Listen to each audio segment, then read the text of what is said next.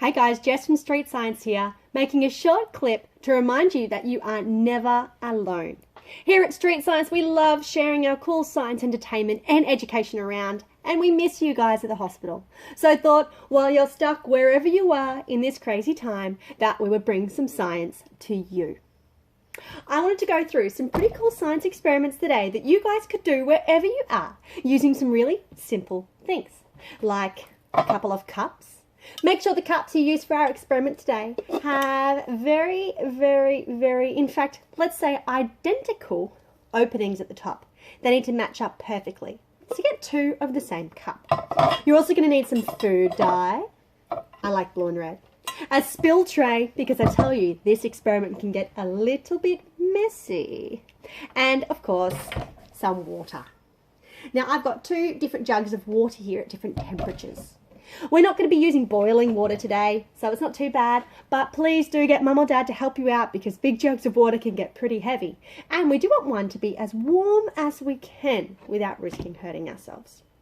Because we're going to be using these materials today to explore density. That word again, density. Ever heard of it before? Yeah, I can tell you've probably come across it before. Have you ever played around with balloons? Who likes balloons? Yeah, me too. I love balloons, right? Now let me ask you, if I were to offer you two balloons, you've got to decide which would be more fun. A balloon full of breath that I've blown up, or a helium balloon. Which one would you rather play with? A helium balloon or a balloon made of breath? I know which one I'd choose. Helium balloons are way more fun because they float. And the reason they float is because of that word, density. That helium gas, well, those particles, they like to move a lot. You guys know that everything around us is made of teeny tiny particles, right? And those particles of that helium, well, they like to dance a lot. They like to jump around like crazy, bouncing all over the place. And since they're moving so much, well, they spread out. Just like me dancing at a disco. I get lots of space. No one wants to dance near me, right? There's lots of space around me. Less people can fit in that disco. Whereas the balloon of breath, those particles are just grooving just a little bit. And since they're only grooving a little bit, they don't take up too much space, right? Which means there's plenty of space for other particles nearby. In that same disco, we can fit way more particles, and they have a higher density. Density is simply a description of how much matter, how many particles there are in a set volume. So in the same disco of crazy dancers like me, we'd have less particles, less matter, a lower density. And in a disco where everyone's just grooving on the spot, we're going to have more particles, a higher density. That higher density means that heavier things, more particles in a space, actually sink, whereas lower density things can float. An example. Oh, let's start with my water. I have a cup here. I'm going to pour some water into this cup. And we're going to think about the density of this water compared to the density of the air around us. Is that water floating above the air, floating out of my cup up towards the sky? No, right? Because there are more particles in this space than there would be if it was just filled with air. So this water has a high density and it sinks into the bottom of my cup. Whereas the air is less dense, it floats away. What else could we test? How about a bit of plastic? I've got a plastic lid here. Do you think this plastic lid is more or less dense than our water? Is it sinking or floating? Totally, it's floating, right?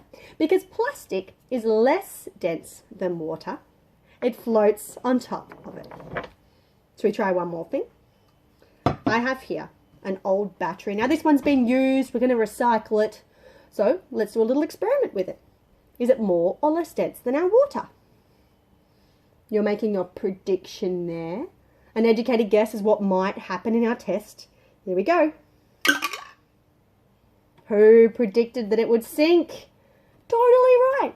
This metal, this lead in our battery, right? All the materials in there are very dense, so it sinks to the bottom of my water. Remember, all three of these things are more dense than air, which floats above us. Helium is less dense than air, so it floats as well. Now, we're just not here to float things in a cup of water today, right? I want to show you, well, one deeper step to understanding density. I want you guys to think about how temperature can affect density. My two jugs of water here, I mentioned that one of them is hotter and one of them is cooler, right? I'm going to fill up both of my cups and I'm going to ask you guys to try and make an inference about it. An inference is where we look at our information, we think about what we know about the world, and we'll make a statement. And the statement I want you guys to make is, which of these cups is the hot water?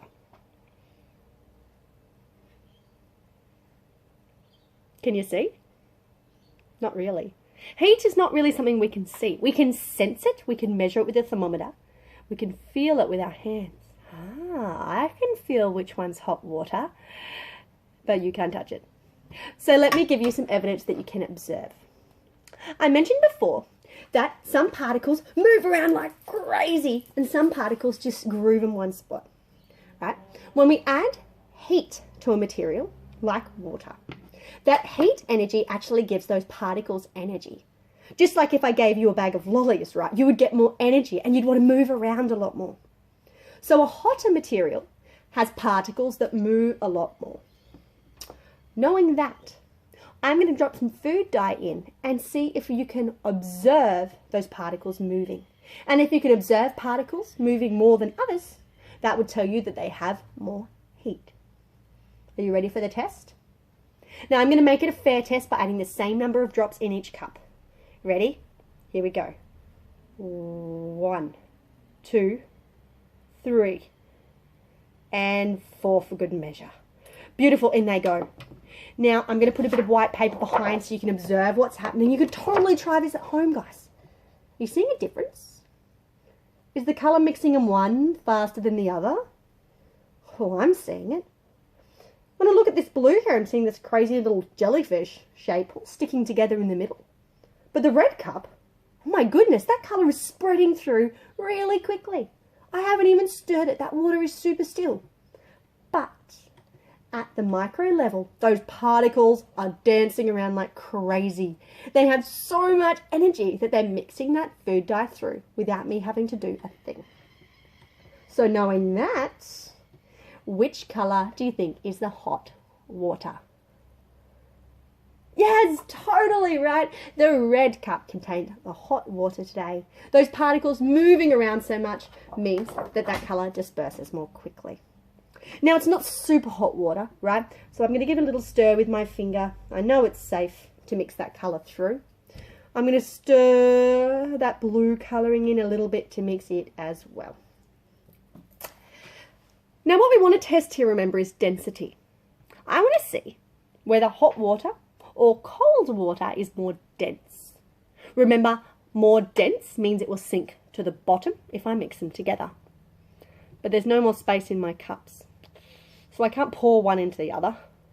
I'm going to have to flip one upside down. Am I crazy? No, we're going to use science to do it. To flip one of these cups upside down, I'm going to do a little trick. Now, if you guys want to try this at home, I actually suggest you get an adult to do it, because if it goes wrong and they make a mess, it's their fault. Once they've tried it a few times, you can give it a go, right? Make sure you do have a spill tray to help you out. First up, I'm going to make sure that my cups are super duper full. And you might even see, as you fill up your cup right to the brim, that you actually get like a little curve on top. That water actually arches up over the top of your cup. That's called surface tension. The water tends to want to stay together in one big lump. It's pretty amazing.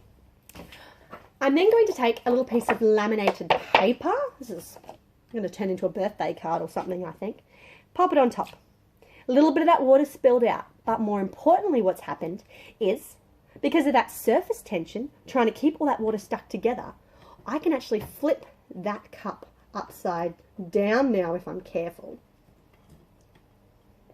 And, well, that paper is stuck on there as well. I won't spend too long though as I carefully place it on top of my other cup. And all I need to do now to see if these two different solutions will mix together or stay separate is pull that card out. Remember, red is our hot water, blue is our cold water. I predict for my test now of mixing them together that our red cup is hot water. What's it going to do? Will it sink to the bottom? Will it float to the top? Let's find out. Make your prediction. Do you think the hot water is more dense, so will sink to the bottom? Or do you think the hot water is less dense, so will stay where it is on top? You've made your prediction. Let's do our test. This is the tricky part as well. Get your adult to try doing this first, so if they make the mess, it's their fault. You've got to be very careful to keep your cups lined up. Exactly the same. And check it out. Have they mixed together? No. That red water has stayed completely on top of our blue. So what does that tell us? Let's analyse our results from our test. If red water stays on top, that means it is less dense. And less dense means, well, we've answered our question. But I think I want to ask that question one more time. Let's try flipping it upside down to find out unequivocally whether our hot water is more or less dense. Let's give it a go. This could go horribly wrong, guys, so hold your breath for me. In 3, 2, 1. Whoa. Now it looks like our red and our blue has mixed together on top. We've made purple. Beautiful. But what's happening at the bottom? It's still blue. The blue was in this cup. When I flipped it upside down, it sunk straight to the bottom of the other water. So our cold water is most definitely more dense than warm or hot water as well. Now you guys can keep trying this over and over. See how many times you could flip it before it completely mixes together. I've still got a little bit of light red on the top. Shall I give it one more go? Why not? Let's give it a try. Here we go. I'm going to grab my cup. I'm going to hopefully not make too much of a mess as I spill it almost everywhere. I think I'd better take this outside if I want to keep trying. Guys, that is the end of my experiment I wanted to show you today. Something you could totally try at home or in the hospital, wherever you are, with a bit of water and maybe a couple of drops of food dye. You might want to get creative and try dissolving things in your water instead of using different temperatures like salt or sugar. And if you ever get bored, well, there's no shortage of science experiments you can do. And if you want a good place to get them, head on to our streetscience.com.au website and we have a whole link to download experiments you can do at home. There's a whole page full of them. There's heaps, right? Most of the things you need you can buy just in a regular supermarket. So if you've got an adult to help you out, you can ask them to bring some materials for you the next time they see you. It's a tricky time at the moment for everyone in the world, but guys, remember, you are never alone. You can always do science, and if you can't do the experiments yourself, you can watch us do them with our free online content every day. So check us out, streetscience.com.au. We'd love to share our love of science with you wherever you are. Wherever you are, keep asking questions, keep experimenting. Remember, you're never alone, because Jess and everyone else from Street Science are looking out for you. We'll see you soon.